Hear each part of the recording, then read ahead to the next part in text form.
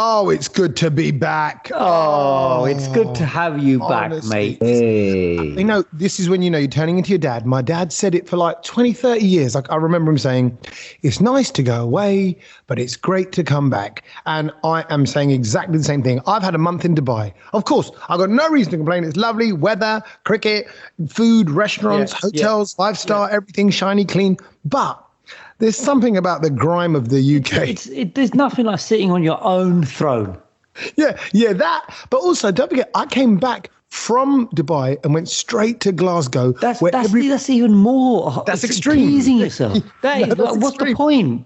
But it was almost like an experiment, like kind of go. And then you go around Dubai, this new shiny built place. You come back to Scotland, an established country of great people, great scenery, and all this stuff. And you see buskers in the street. I thought, oh yeah, I've not seen anybody busking at all. You know, in Dubai, with all the money that's there, there's nobody homeless. Busking in Dubai would be good, though, wouldn't it? Well, why doesn't someone start? Well, let's start that. You might get a car or something. Yeah, they just the man, they just be chucking out bitcoins and stuff at you. Yeah, I'm going to go. Yeah, and transferring it, just swiping. Yeah, sorry, I've only got 3 gold nugget bars today, so you know, I'll just whack them out into your hat. Lamborghinis everywhere in Dubai. You know, I saw more Lamborghinis than I saw Fords. A Lamborghini. I was going to say a Lamborghini is like a Fiesta out there.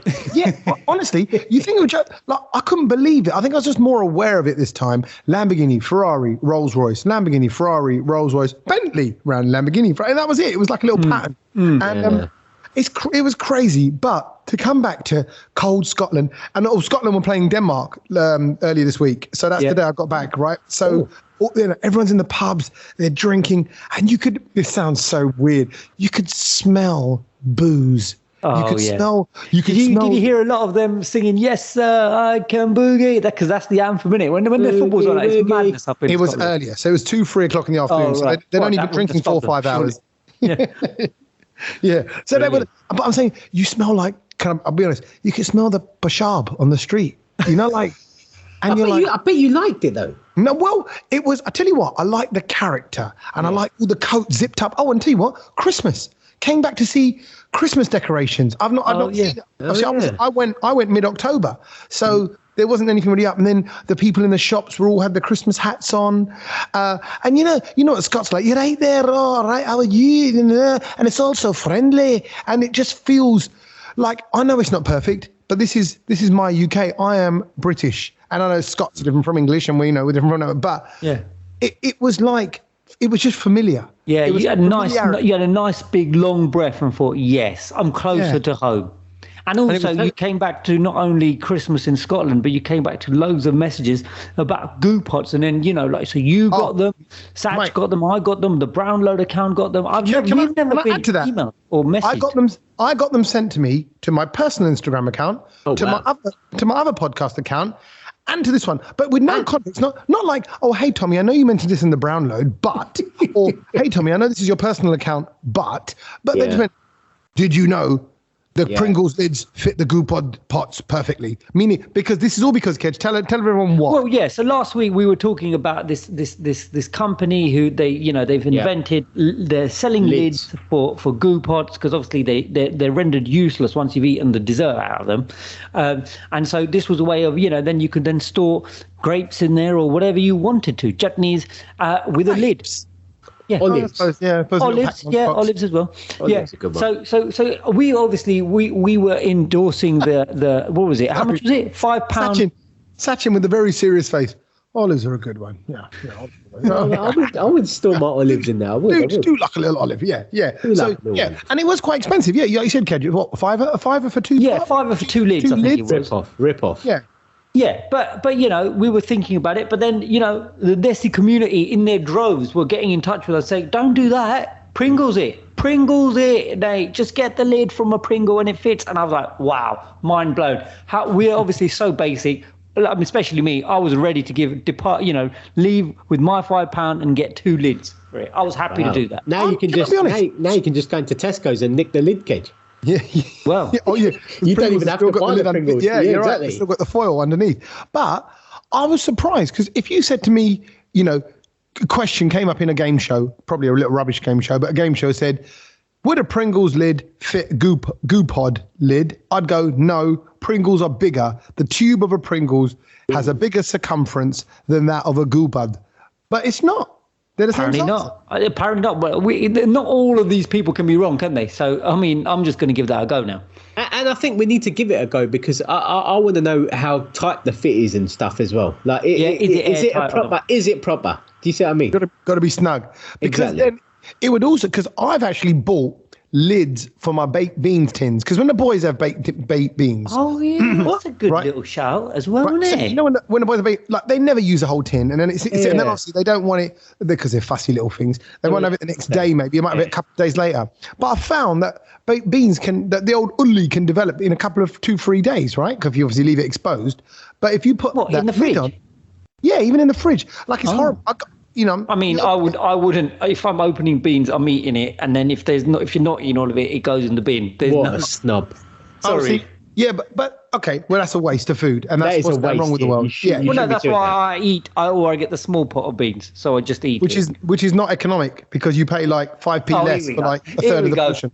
I can't do it. Anyway, my point is those Pringle lids must fit that as well because I've bought lids for tins and they're handy. So no chance a Pringle lid is fitting a baked beans can. No chance. I don't think so. It's going to fall in. And I think, to be fair, if you open up a tin of beans, you should just put it in a little dabba, like a Yeah, I agree. A Tupperware one and seal it. Apologies. I thought I was opening a tin of beans. Turns out it's a can of worms. Look at that.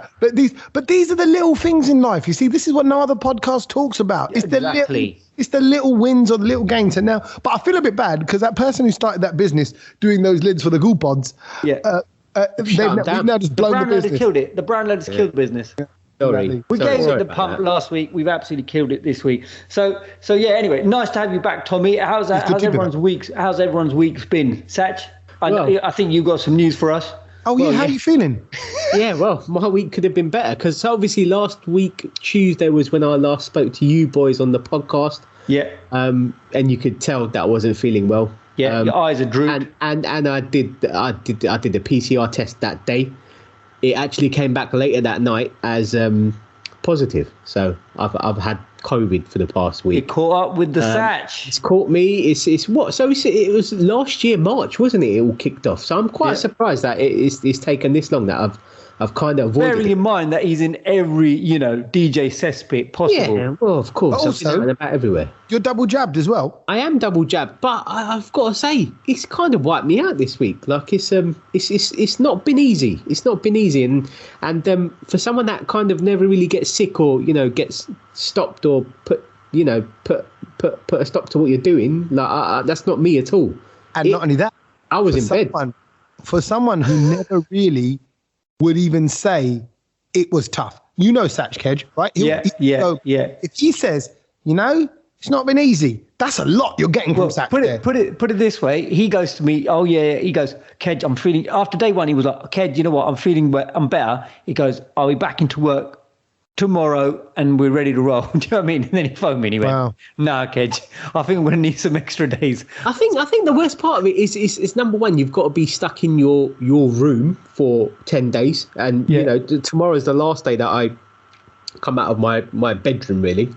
And it's I think that's the hardest part. And I think the worst thing is, you get the headaches and the sort of chills and fevers and stuff at night. But the no smell and the no taste is driven me crazy, honestly. It's strange though, isn't it? It's a strange feeling, the no smell, no taste. The thing is, because obviously that we enjoy like our food, and I know you guys do as well. Yeah. It would just drive you. It just makes you not want to eat anything. Like at the moment, eating for me is just putting a texture in my mouth. So really, you can't. There's no taste at all. Zero, and I've got no. My God. My nose is not blocked at all. It's completely open, and it's weird because usually you just think, I can't taste anything because I got a cold, but I haven't got a cold. No, I remember that on Christmas Day last year when we we tested positive, and I'm eating the food, and it was almost like I'd been hypnotized or tricked. I can't, because all the other sensations there, the crunch, the this, the that, the chew, but you're going, I can't. I got nothing. Have you tried eating a chili, Sach? Just do it. Just try. I've done it. I've tried everything. The chili, you can feel. You get a little bit of it. You can feel the heat of it, but you can't taste what it is. And that's to be fair. I think today's the first day where I had a little handful of gatia and you know what this is, Keja, farsi puri. Oh, love a bit of crispy farsi puri. Love it. Tommy, what do you call it? Is it matia? Yeah. I had one of them, and I could just about taste the little bit of jira. Yeah, love it. And the thing is, I kind of stopped to kind of search for it because it was just like it came and then it went away within 5 seconds. I was like, "Where's that jira gone?" I'm on the lookout for that. Yeah, see, it's the desi flavors, mate. You ain't gonna get that in no fish finger or anything like that, are you? But other than that, you know what? It just really puts you off. Be honest, Sach. Yeah. Did you pop your pants at all? Because I remember when I got it and I was lying on the sofa, not all day, but like for about an hour, I thought, hang on a minute, how much worse is this going to get? Oh, like that? I thought you mean like if you had diarrhea problems. No, not like that. I'm like, whoa. That's not a symptom, kid. Just no, bruv, because if you suddenly get a bit wheezy, we just assume that because we can fight it. No, I agree. I think there was a couple of nights ago, I actually felt my chest getting tight, and I was like, no, this is what I don't want. I can deal with everything else, but that feeling. And the funny thing is, I managed to fall asleep that night because I was out of it, and touch wood, I woke up in the morning and it had gone. And that's scary. I don't know if I've ever mentioned this because I first. Do you remember when I had that tickly cough? Yeah, in December. I think that was it. You know, the persistent cough we now know is COVID, right? We didn't really know those symptoms then. Yeah. No, we didn't know that. And when I went to the doctors, they gave me an inhaler, like an asthma inhaler. They went, you might be developing an asthma. But I remember on that one, that was the start of 2020, lying in bed going, trying to breathe and going, I can't, I can't get a full bit of air. Like it's like there's a filter, a block. And then I use the inhaler, which sort of was right. And then what you have to physically mindfulness do is go, calm down, chill. Just, and almost learn to operate on 20% of a breath. Yeah. But it was, and put a couple more pillows up and sit yourself up a bit more and all that kind of stuff. Yeah. But no, it does get a little bit hairy, scary. But honestly, I'm glad you are over the worst of it. Would you say you're over the worst of it? Yeah, I think so. I definitely think so. Tomorrow's the last day of my isolation, and it says you should only carry on isolating if you've got a fever, which I don't, and if you're if you're just generally feeling unwell, and I'm not. What did you do in your bedroom on your own for all that time? It was a lot of watching stuff online, and, like little 3-minute clips. And there was loads of little things that I watched actually, and we're going to talk about that later because I've actually made loads of notes on things that I've watched, because there's only one thing I could do for a week, and that was it. Whoa, Sach, I was just telling you. Right, okay. Talking about watching TV, yeah. Proper TV, right? Okay, yeah, exactly. Well, he's been watching TV. Kedge, have you? What have you been? Please tell me you've not been in the bedroom with him as a caring manager. No, I'm not anywhere near him, thank God. So it was a quiet week. I did my first crossword in a while. There was one clue that I couldn't get, and it was been bugging me. I thought I've got to ask you, in case if you guys can get it for me, I can finish my crossword. But it was the clue was a carbonated fizzy drink with a citrus flavour. Sprite, lemonade, 7-Up. No, it was 8 across. Boom, boom. Anyway, so moving on very quickly. What do you mean? I think. Do you get that? Oh, because I said 7-Up. Oh, anyway, no. Anyway, like Kedge's carrying on like he hasn't done anything, and I want to kind of out him a bit here, Tommy. And I think you'd be interested in this because where's this going? Because this week, obviously, I wasn't working, and but I was still checking in with work and listening to the radio that obviously we all work on. And one of the things I came across the other day was this doesn't have to be this conversation doesn't have to happen, Sach. I know where you're going with this. Kedge was on the radio again, Tommy. Oh, wow. And immediately, I turned it on at 8. It was about 8:45 or something like that. And I was thinking, this is the last person's voice I want to hear. He's weaving his way back in. He's weaving it back into the airwaves. On the radio, and I thought, I'm going to listen to what he's got to say. And I'm quite glad that I did, because you're really interested in what he said. So I could have got away with this. Straight away, he got called the digital content king. He's got put. What was it? Wow. DCK. That's what's called. Yeah, there's a letter missing there. I was going to say, thanks for that, Chris. Definitely a letter miss. DCK is what Kedge is. And you know what? Kedge, I bet they're laughing at to you. I'm sorry, here he comes. Tommy, wait till you hear what he said. You know how many people message me going, all right, DCK, all right, DCK? You're going to call him something else when you find out what he was talking about. So, obviously, last week, I remember the thing you learnt was about the water. The cricketers and why they kneel or they're sitting down or they're having water while they're... So, obviously, on the radio, they were talking about their cricket. And for some reason, they called Kedge on. And Kedge was like, talking about their cricket. And... Stereotype. No, it's not a stereotype because Kedge said he saw Chris outside the studio and he was mentioning how... I was talking about cricket. He was talking about cricket and how he thought he'd throw it in there to Chris to sound like the big man and say, oh, yeah, you know why they kneel down to drink water, don't you? And he was giving them the whole... He basically said what you said last week, line for line, on the podcast. Right. But to him. But that's the whole point. That's the whole point of things we learn is you then go around, you go, hey, guess what I learned this week? So he went on the radio and carried on like he learned something and told the whole world about it. That's what Kedge does. Kedge will take something and claim it as his own. I don't expect any different. No, actually, I'm happy. I'm happy that you did it. I'm proud of you. You know what? It wasn't supposed to go down like that. He came out and we were just talking about the cricket and then I just mentioned it about drinking water. But Chris was so amazed by it. And things just happen quickly on radio, Tommy. So, I couldn't put the disclaimer in that I learned it from Tommy. It wasn't me or anything. It just started happening. God forbid he gives credit to another source. That's Kedge. That's Kedge all day long. Me. But that's good. Again, and I told you this. I've met other people that have kind of gone, oh, you know that thing I learned, whatever about that. I've been telling everyone that. Like I still go around and go, when Walker's crisp, I go check the date. Yeah, it's a Saturday. I do that. And that's from me. So we're equal. No, I think I didn't build my career off the back of it. Yeah, I was just about to say that, and I think that the whole thing was just he kind of passed it off as his own, and that didn't sit right. That didn't sit right with me. No, listen, I've known Kedge a long time. I wouldn't expect anything different, and I actually would like to listen back to it and kind of go, I hope he owned it.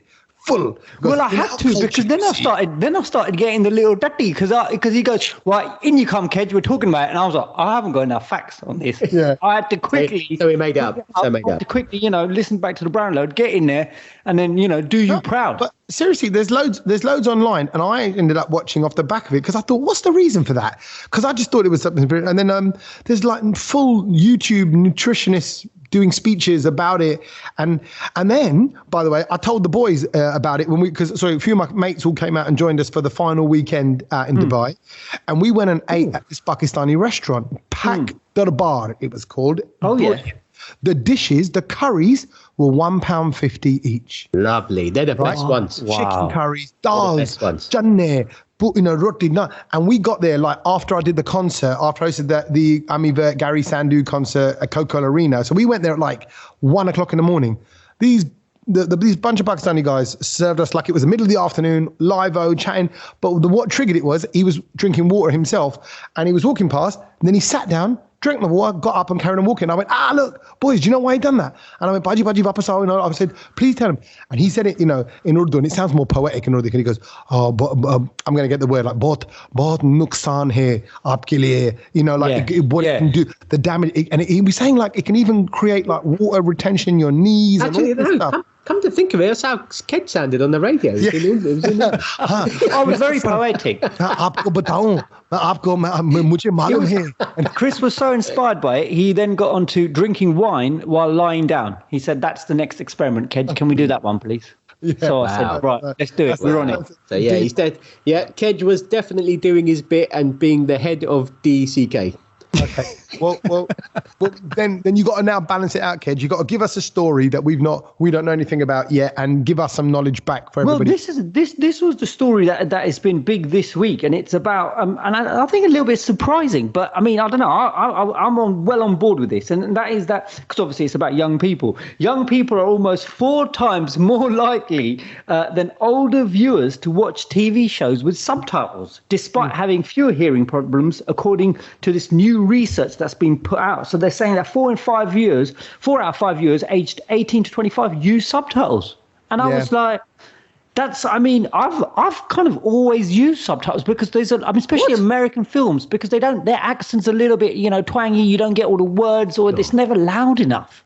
See, that is such a Buddha thing to say. No, it's not. It's not. It's just because I want to get the gist of everything. I want to get all of the context. I think it's very lazy if you have the subtitles on, because it's just because then it's just like. You watch something, it's like you want to get all of your senses going. Do you see what I mean? You don't need to sit there and listen to it. Why don't you listen to it? Or you're missing potentially. So you're being lazy because you just want to use one sense. Well, no, it's not. I'm watching and I'm listening. I don't want to then read something, and it ruins the whole experience of watching. Say, if you're sitting there following this text along at the bottom of the screen.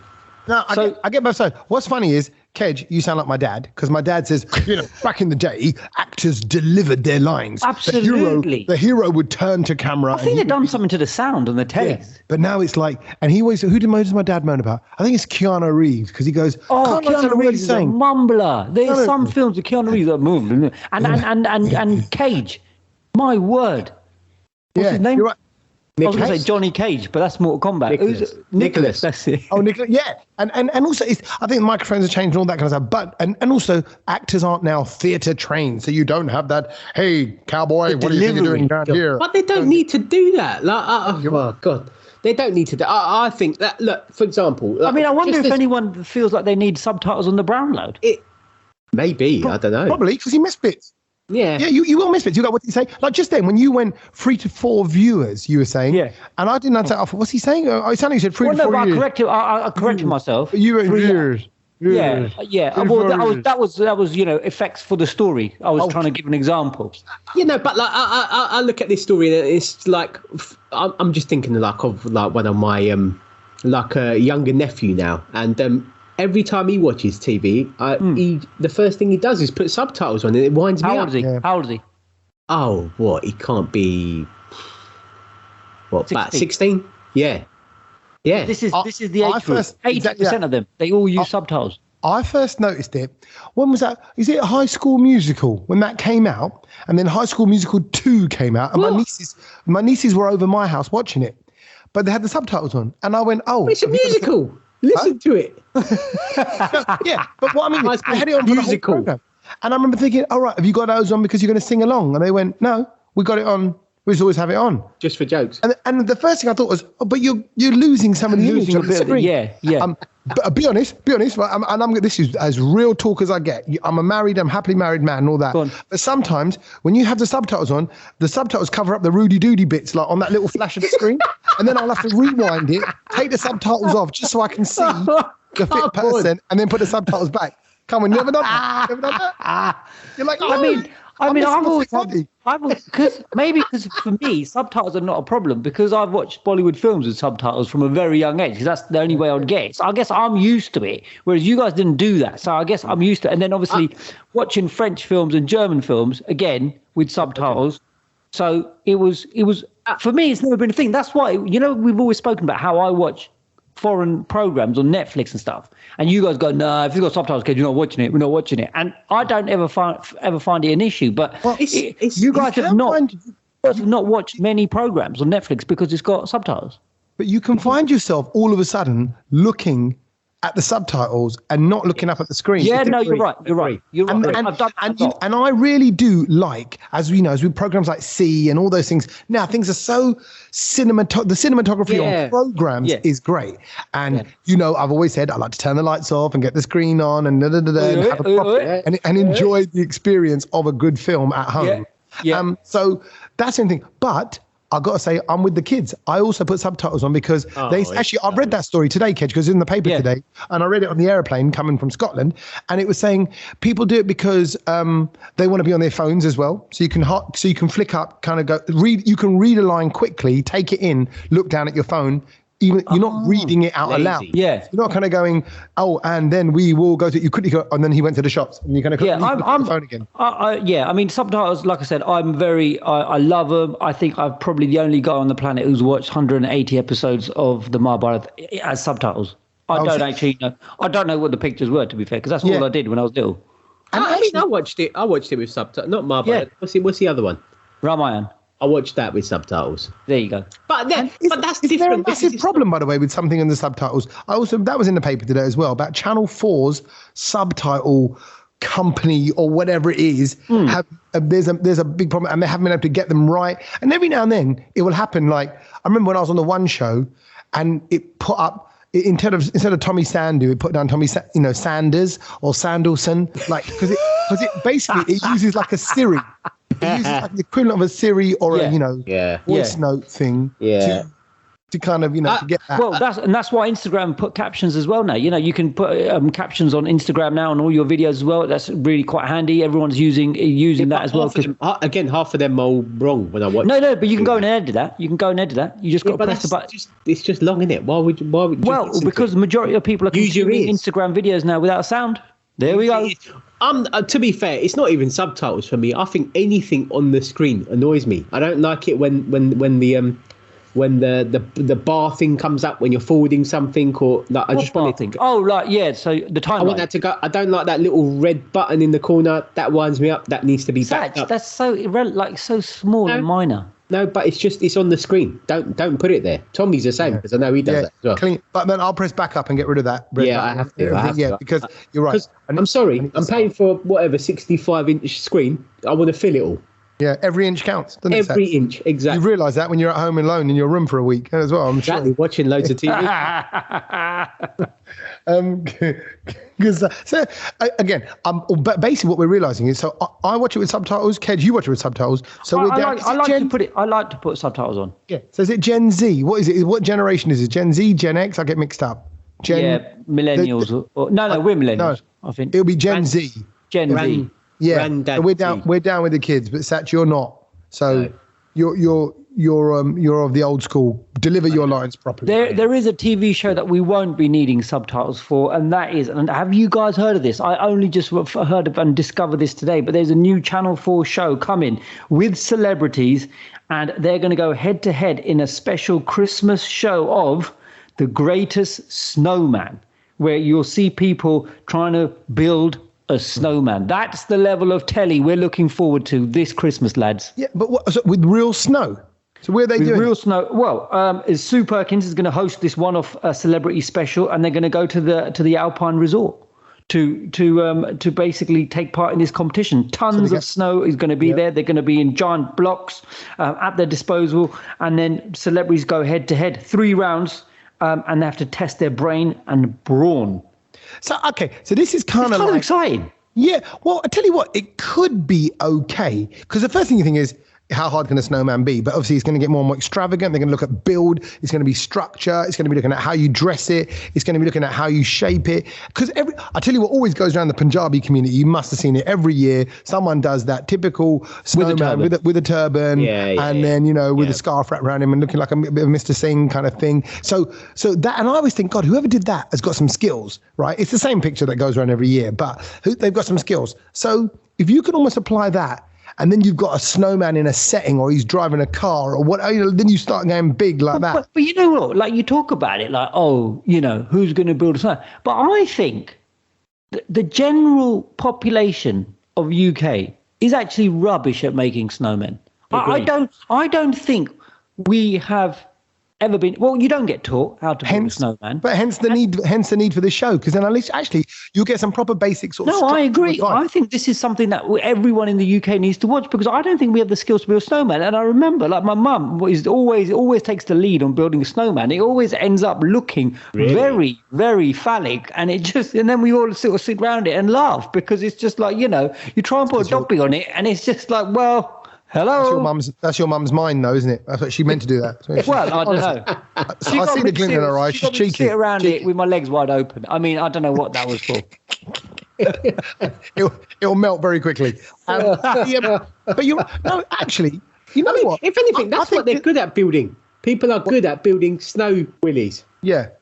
That's a thing. Every year, that's a thing. You'll see because I remember the last time we had snow last year, I actually did what they do in cartoons, and what you are supposed to you're told to do is roll the snow from one end to the other, and it really works. What do you mean roll the snow from one into the other? So you just lift it up like carpet, and then you just keep on rolling, and it gathers the snow, and it does make a nice ball. Mm. So you mean like is it just move along with it? Keep rolling. Yeah, as if you were rolling a carpet. Yeah, rolling a pebble, like a pebble just getting bigger and bigger and bigger. It does gather the snow, and it does. It's much quicker than trying to collect a lump and then pack it in, because then it breaks and everything. It just builds a solid circle. But I don't think we get enough snow. I just don't think the general population in this country is equipped to build a snowman. Okay. Well, I think there's, like you said, there's some basic engineering involved. And actually, I was listening to Virgin today, Chris Evans. Was Kedge on it? No, Kedge was not on it. What's his name was on it? Grand Designs guy. Who's his? Oh, yeah, that fella. Yeah, he was on, and he was Kevin talking about...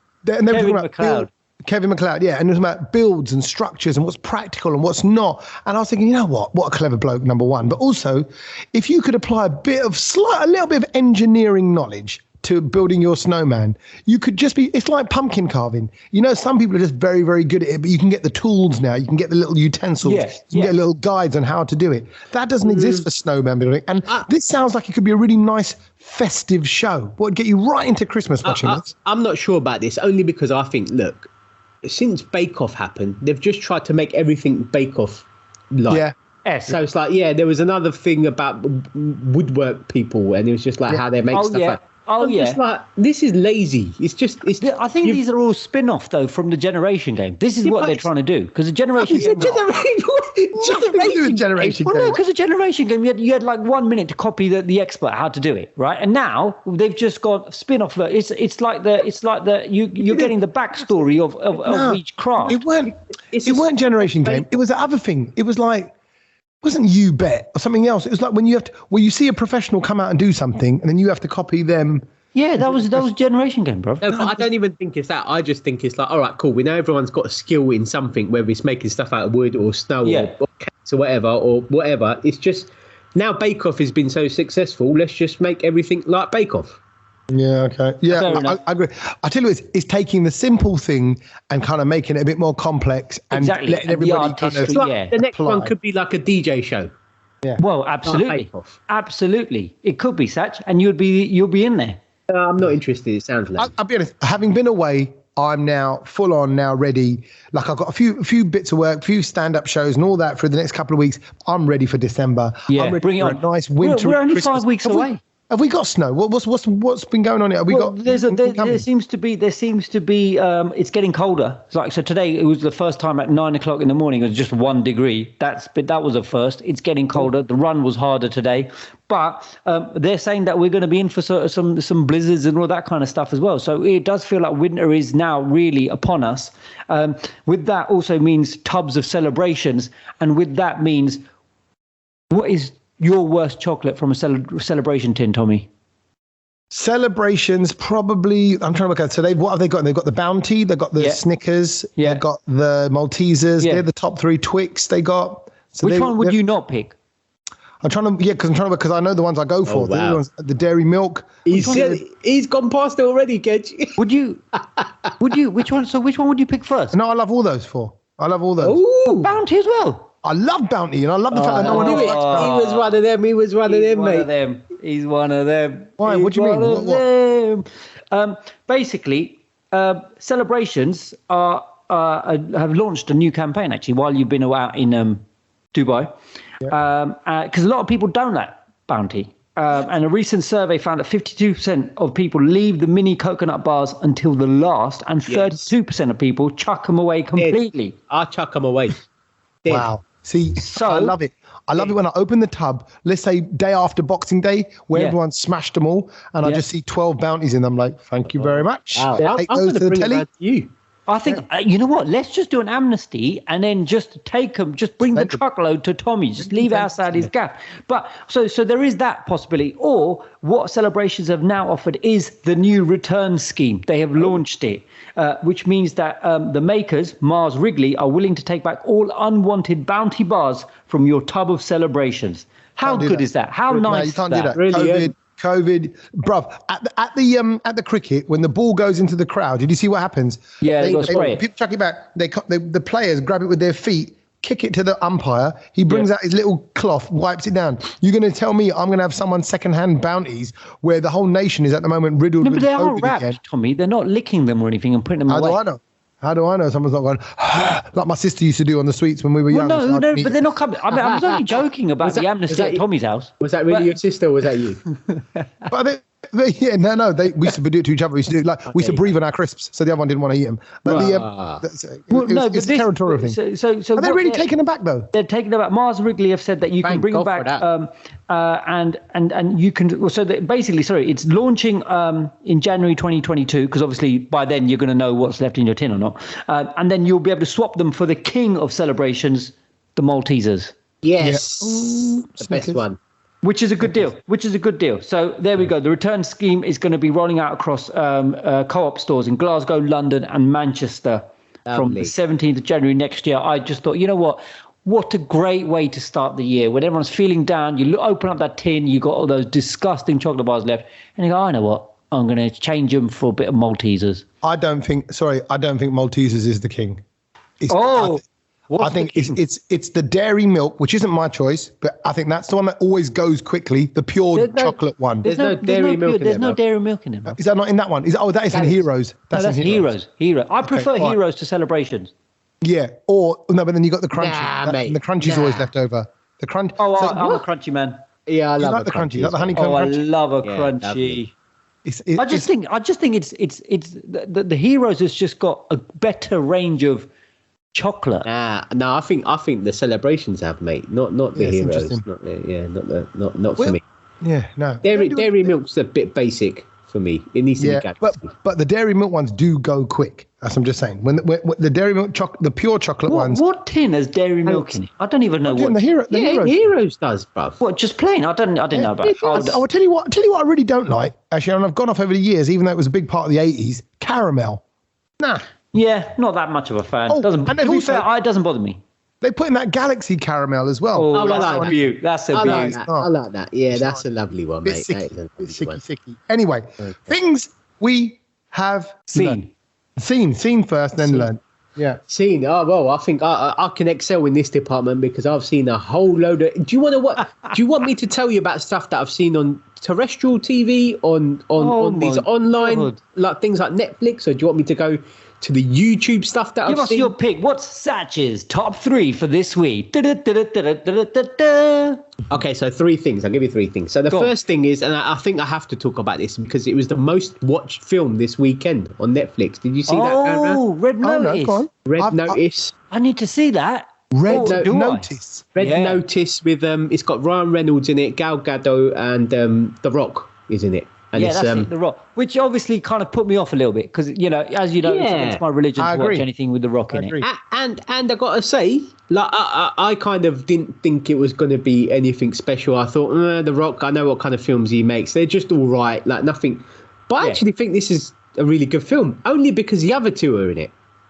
Oh, Gadot and Ryan Reynolds. And what kind of film is it though, Sach? So it's about a thief that is stealing basically these pieces of art from around the world. I'm not really going to say too much about what in particular it is, but it's 2 thieves, and then they all kind of work together. Funny enough, with even The Rock being the FBI agent. Managed to get roped up into it, but it's a good watch. Really, is it a good watch? Because people are going crazy for it, saying that they want the sequel. And the only reason this came on my radar is because did you guys see the obviously they've done the India launch for it as well, and did you see? So they've done a soundtrack for it. Divine, check this collab out. Divine, Badshah, and Junita Gandhi. I did see that. What a collaboration! Honestly, just watch the video to that song. Incredible. I thought, wow, this is incredible. It was just the India sort of release for it. Do you know what I mean? It is. I got to say, it is a very good film. It's a very good film. Okay, and then let me jump on the back of that. And because I watched a Ryan Reynolds film on the plane, so I've not watched any telly for a month. The first week I was out there, the wife and kids were there, and then the other 3 weeks I was just on my own, and we're filming, we're covering cricket, we're doing other little bits and bots, and I was doing recording podcasts. So, but then all of a sudden, like only in the last couple of days, like I said, when the guys came around, I put the telly on just to sync up the Apple Music with it. That was it. but literally have not watched a program. And I watched then a film on the way back, and I was exhausted on the way back, but I still forced myself to watch Free Guy. Have you seen? Oh, I've heard of that. Never heard of that. It's so your kind of film. Yeah, someone else told me to watch it as well. So effectively, Free Guy, Ryan Reynolds is, and it says it from the very top, it's not a spoiler, he's in a computer game, but he doesn't realise it. Yeah, who told me about this? Someone told me about this film. And there are parts of it that are a little bit silly and whatever. And the whole film's a little bit like, whatever, it can be. But then there's a kind of spiritual side to the film. There's a deeper side, like how much of this around us is really real? What really matters? You know, the way in which we behave.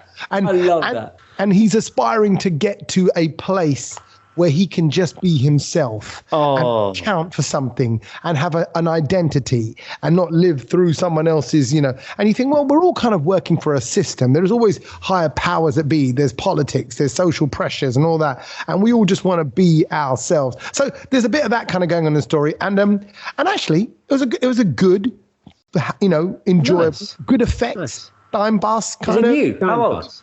Well, I think it's pretty released on DVD now, but it's on that, it's on the menu of films on the, on the plane. Okay. Yeah, no. And it's funny you say silly because when I think of Ryan Reynolds, I think he does do a lot of silly stuff. So I was a bit like, he's not my kind of guy, but he was really good in Red Notice. Oh, Free Guy's 2021, mate. Yeah. I mean, it'll be this year, but I'm saying it was, but it's a comedy. It's a comedy film. It's comedy kind of action because there's a lot of wham bam and fighting scenes and bad guys and all that, and some funny moments, very funny moments in there. So I always like to sort of play a film a little bit down, but I would recommend it. I'd say it's a good watch, and but it's not gonna may not necessarily change your life. But if you kind of like over Christmas and stuff, if it's on, absolutely. And Ryan Reynolds, I like him. He's a. I don't. Yeah, I'm not sure. I think he's a cool guy. I think he's cool. I'd like to hang out with him. I think he's funny. I think he's cool. Speaking of something else that I saw as well, which started on Sunday, just gone, and it was the first episode of the new season of Top Gear. Oh yeah. And honestly, I've got to say, in all the years I've watched Top Gear, I think that's got to be the best episode I've ever seen. Wow, it was a big shout. It was incredible. And why? Sell it to me. For someone who doesn't watch Top Gear, tell me. It's because I think it was kind of split in two parts. The first part was about sort of new supercars that are out. So they got like a McLaren, they got like this an Aston Martin, and it was like an Alfa Romeo, and it's just that's what you like Top Gear for, because you're looking at the cars and you're just like, that is amazing. But then they kind of tied that in with the British Grand Prix, and they had F1 drivers driving the cars around the track with the other three. So it just took it to another level for me. And the second part was a tribute to and it was someone I didn't know about, and it was a fella called something Kid, and he was a daredevil stunt bike. Oh, Billy. What's called Billy the Kid? No, not Billy the Kid. That was the old shooter. No, you're thinking of Karate. Oh no, it was some. It might be Billy. Kevin? No. What was it? Something Kid, and I'm sure it was from when you guys were sort of younger and back in. It was basically like the British Evel Knievel, and I knew Eddie Kid. And they did a tribute to him, which was probably about half the show as well, which Paddy McGuinness did. Yeah. And it was proper deep. It was very good. Ooh, very good. And again, gone deep. For someone that knows nothing about this guy, at the end of it, I went back to read up on what he's about. Because Edward Kidd, OBE. He's an English former stunt performer, and he was paralysed and suffered brain damage following an accident in 1996. Oh yeah, I think I remember that. And what they did is they kind of put a show on for him at the end of it, and it was brilliant. It is honestly, it's the best thing I've seen on telly. And look at this. As I just looked it up, Sach, in the top news story headline is Top Gear viewers are left in bits over emotional, high-octane tribute to stuntman Eddie Kidd. Incredible. I mean, so you're not the only one who was touched by the story. That's great. Incredible. No, you sold it, Sach. I'm going to go back and watch that. You have to definitely. And the other thing I've been watching, and He's watched so much. I know. He's got a whole list of it. It's a series on YouTube, and it's with Gary Neville. He's doing like this thing for Sky Bet. It's called The Overlap. Where he's basically sat down. Sach is really like trying to find everything on every platform. And I've got to say, it's brilliant. So he had guests on it, he had AJ, he had Tyson Fury, he had Roy Keane. I realised Kedge is basically Roy Keane at the end of that episode. Who else?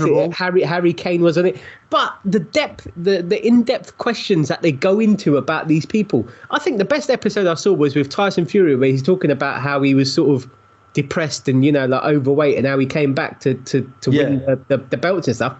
You're just like, how has this guy done this? And it was a different thing, because when you see Tyson Fury, you kind of see him, he's all really cocky, giving it, cussing people and that. He was really calm and, he's a very nice man. And behind all of that, gave the story from his heart, and you could see it. And I was like, do you know what? There's another love for this dude, because he's amazing. Yeah. So if you're into your sports stuff, I definitely recommend that. It's called The Over. Wow. Plenty from Sach. Okay. Kedge, I saw James Bond, the film. Oh, and? Oh, don't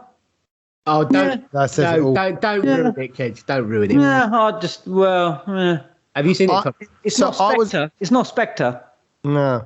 I was out with some of the Bharat Army guys, obviously out there, and they went, "Oh, we went and watched it," and I went, "They've ruined it. They've taken away the edge of Bond." My dad saw it and hated it. He goes, "This is not how Bond." This is not, and I get it. It's from a generation. It's a different generation now, and what our parents grew up with, James Bond and all of that. Even my mum, they were like, what's this? Really? Because it's the name's Bond, woke Bond. I guess that's what it is now. It's a little bit. You woke your Bond up. Yeah, basically, it's all woken up now. Now, fact is, Bond was a player. Ladies in different countries and all that stuff. But you can't do that now, right? That's not the way to come across. Particularly, you can't. And so I guess the story's outdated. I guess then you can't. So there's no point making it anymore. Does he stop killing people then? No, there's action and stuff in it, but it's But you can't do that. No, you can't. Well, you can't do anything anymore, can you? Really? Yeah. Just make podcasts and listen to them. But then even then, you're always running a risk. Get in trouble. Yeah. Okay. Things we've learned. Then, other than that, Bond's been ruined. Kedge's Bond has been ruined. Yeah, but my bin has been saved because I have discovered something at this age. I was 41 years old when I discovered this, and I bet you don't know this. And I was like, my mind has been blown by this. All right? Let's have it. So, when you put the bin liner into the bin, right? Yeah. Okay. You drop it in, you yank the sides over the edge, and then if some people do, I know Tommy likes to make sure he does it, pat it all down and in and flat. You don't like it. Hands go into the bottom of the bin bag, you open it up, and you make sure there's enough overflap, and that when the bin lid goes on, it pins the top of the bag in place. Right. And the rim. But we've been doing it wrong. We've been putting bin liners into the bin. You know what you got to do? And I tried it today. And my word. Coming in. I feel so thick for all these years. You just got to put the bin liner on the bin like a toppy. And then you push it in because they're designed like that, so that you put it in the toppy and then you push the top bit in and it sits nicely round. So you get a nice edge over the thing so it doesn't fall in. But that's hard. It's hard to put the doppy on, though. It's not. I thought it would be, but it's not. Honestly, you just got to turn it upside down, and it's so effectively you double the height of the bin technically for a second. With the bag stood up like a big height. It flopped, doesn't it? It kind of. It's not going to. Yeah. But that's what I'm trying to get to. What about the bin? You push it in, and it just fits, and then you'll see. The lining, the way that bin liners are designed. It's supposed to go in like that. They're actually inside out when they come in the roll. Game changer. Brilliant. Now, again, I'm looking at my bin. And actually, because I've been away, it ain't been done properly, has it? It hasn't been done properly at all. And the handle on I think you should stop. I think you should stop because you're going to get into trouble if someone hears this. I'm always in trouble. I've been away for 3 weeks. You think I've come back? Been away for 4 weeks. Yeah. You think I've come back to a rosy welcome from the missus? It's been like. Was there no one there with an arti or anything like that? Waiting for you. And not only that, the gardens are tipped. All the leaves have dropped. It's like a mess. The grass is like 6 foot high. There's weeds growing everywhere. Know what you're doing this week? You think, oh, God, I've got to come back to all this. Got to get back on top of that. But we've got the bin bags that have the handles. that handle is hanging down like it's a bra strap off of someone's shoulder in Magaluf. It looks like it's just dangling over the shoulder of the bin. Love it. So give it a go. Give it a go. Give the bin bag a go. I actually haven't got a thing I've learned. But it's more of a personal thing I've learned. And because I've been in like 5 or 6 different hotels over the last 4 weeks. Because, a few days in one, a few days in the other, different games, different places, and moving around, different kind of accommodation needed. And I realized why, right? I don't know why. There's not a reason to this, by the way. Why do hotels and apartments put the toilet roll at like 5 and 4 o'clock, like behind you? The toilet roll. We spoke about this. Do you remember last time we spoke about it when we went to India? You were moaning about it then because I hate it. You couldn't reach it, and you said, "Oh, but skinny old yoga kids, you can turn around and grab it." Okay, that's the other thing. I think maybe that's what it is because I'm a bit stiff in my lower back, and I'm like. But also, what I realise is this time is that if you've got a toilet roll which is positioned, because normally toilet roll should be on the side wall next to you. So that's 3 o'clock on the left hand, on the right hand side, and 9 o'clock on the left hand side, right? As a clock is. But some of them, they stick it to the wall behind you. I'm like, that's ridiculous. Even if you are flexible, because I'm like, I'm in okay shape. I'm like, if you're like a massive dude who you can't spin around, like, there's no way you're going to reach it, right? So there was a few issues around that. But what I realized is, because I was going to the gym every day. So out of the 30 days I was out in Dubai, I went gym 28 of the days, right? Oh, wow. I feel great. I feel great in that respect. But what I realized is I turned around to get the blooming toilet roll. I got cramp.